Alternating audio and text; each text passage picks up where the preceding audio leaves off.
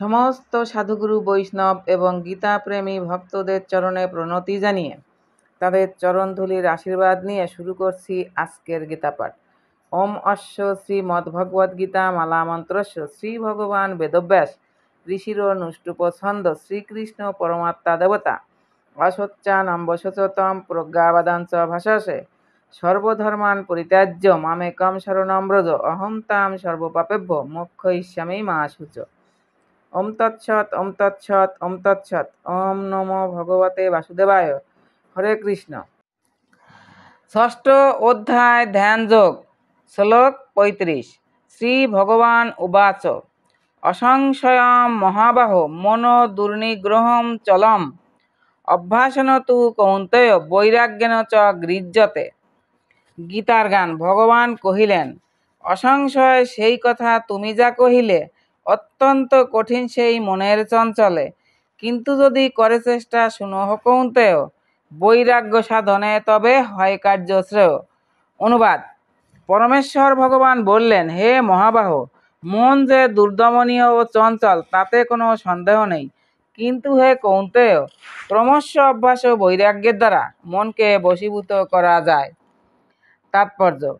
অবাধ্য মনকে সংযত করা যে কত কঠিন তা অর্জুন বুঝতে পেরেছিলেন। ভগবানও সেই কথা স্বীকার করলেন, কিন্তু সেই সঙ্গে ভগবান জানিয়ে দিলেন যে অভ্যাস ও বৈরাগ্যের দ্বারা তা সম্ভব। সেই অভ্যাসটি কি?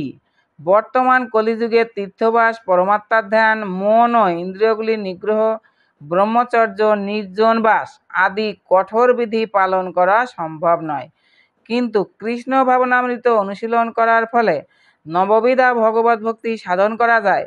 ভক্তির প্রথম ও প্রধান অঙ্গ হচ্ছে কৃষ্ণ কথা শ্রবণ। মনকে সমস্ত ভ্রান্তি ও অনর্থ থেকে শুদ্ধ করার জন্য এটি অতি শক্তিশালী পন্থা। কৃষ্ণ কথা যত বেশি শ্রবণ করা যায়, মন ততই প্রবুদ্ধ হয়ে কৃষ্ণবিমুখ বিষয়ের প্রতি অনাসক্ত হয়। কৃষ্ণ ভক্তির প্রতিকূল কার্যকলাপ থেকে মনকে অনাসক্ত করার ফলে সহজেই বৈরাগ্য শিক্ষা লাভ করা যায়।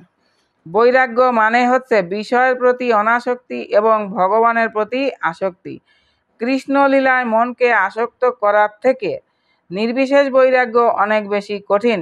কৃষ্ণ লীলার প্রতি আসক্তি বস্তুত খুবই সহজসাধ্য, কারণ কৃষ্ণ কথা শ্রবণ করা মাত্রই শ্রোতা তার প্রতি অনুরক্ত হয়।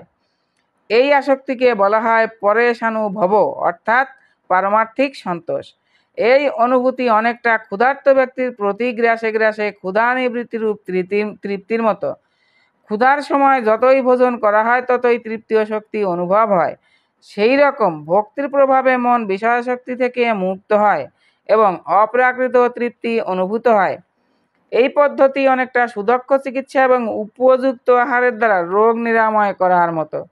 ভগবান শ্রীকৃষ্ণের চিন্ময় লীলা শ্রবণ করা হচ্ছে উন্মত্ত মনের সুদক্ষ চিকিৎসা এবং কৃষ্ণপ্রসাদ হচ্ছে ভবরোগ নিরাময়ের উপযুক্ত পথ্য। এই সর্বাঙ্গীন চিকিৎসা হচ্ছে কৃষ্ণ ভাবনামৃত। শ্লোক ৩৬। অসংযতাত্মনা যোগ দুষ্প্রাপ ইতি মে মতি বসাত্মনা তু যততা শক্য অবাপ্তম উপায়ত। গীতার গান। অসংযত মন যার যোগ সে দুষ্কর, সেই সে আমার মতো বুঝো হে বিস্তর। আত্মবশী চেষ্টা করি যে করে উপায়, তাহার সে কার্যসিদ্ধি জানহ নিশ্চয়। অনুবাদ। অসংযত চিত্ত ব্যক্তির পক্ষে আত্ম উপলব্ধি দুষ্প্রাপ্য, কিন্তু যার মন সংযত এবং যিনি যথার্থ উপায় অবলম্বন করে মনকে বশ করতে চেষ্টা করেন তিনি অবশ্যই সিদ্ধি লাভ করেন, সেটি আমার অভিমত। তাৎপর্য। ভগবান আমাদের এখানে জানিয়ে দিচ্ছেন যে জড় বিষয় থেকে মনকে অনাসক্ত করার যথার্থ চিকিৎসা গ্রহণ না করলে কখনোই যোগ সাধনায় সিদ্ধি লাভ করা যায় না। মনকে সুখভোগে নিয়োজিত রেখে যোগের অনুশীলন করাটা জল ঢেলে আগুন জ্বালাবার চেষ্টার সামিল। মনকে সংযত না করে যোগ অনুশীলন করা কেবল সময়েরই অপচয়। এই ধরনের লোক দেখানো যোগ সাধনা অর্থ উপার্জন করার একটি ভালো উপায় হতে পারে, কিন্তু পরমার্থ সাধনের ব্যাপারে তা সম্পূর্ণ নিরর্থক। তাই নিরন্তর ভগবানের অপ্রাকৃত প্রেমময় সেবায় নিয়োজিত করে মনকে সংযত করতে হয়। কৃষ্ণ ভাবনামৃত বা ভগবত সেবা ছাড়া মনকে কখনো সংযত করা যায় না।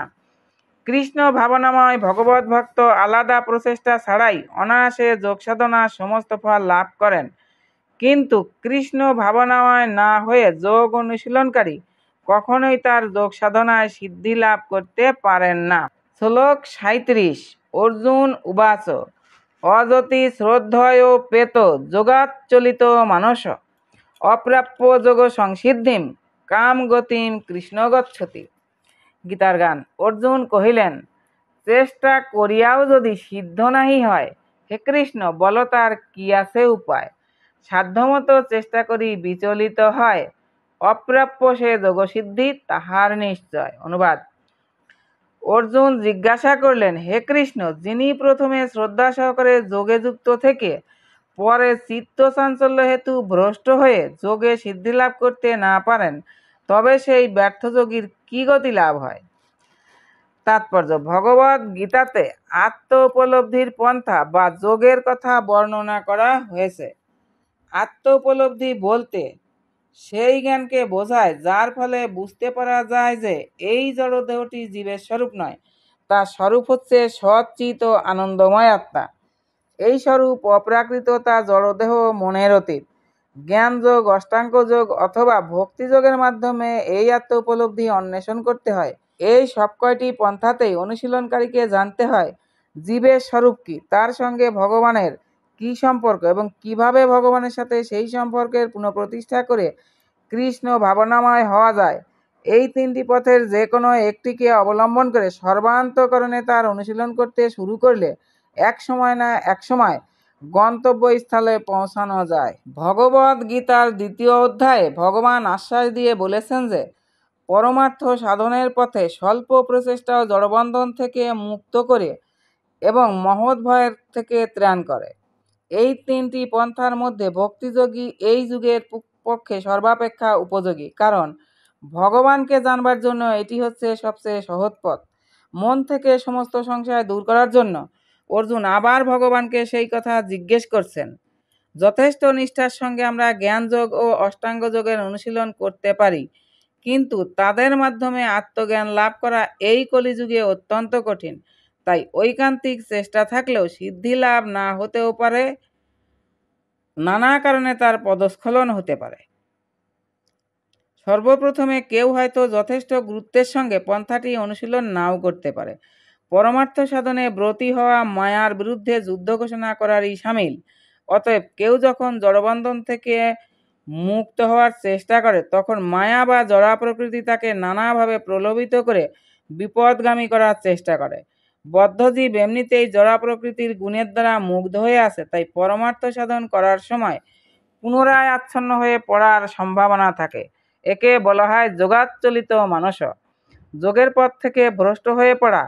এভাবেই যোগভ্রষ্ট হয়ে পড়লে তার পরিণাম কি হয় তা জানতে অর্জুন উৎসুক। আবারও সকল ভক্তদের চরণে প্রণতি জানিয়ে আজকের গীতাপাঠ এখানেই সমাপ্ত। হরে কৃষ্ণ কৃষ্ণ কৃষ্ণ হরে হরে, হরে রাম রাম রাম হরে হরে। জপ হরে কৃষ্ণ হরে রাম, নিতাই গৌর রাধেশ্যাম। নিতাই গৌর হরিবল হরিবল হরিবল গৌর হরিবল।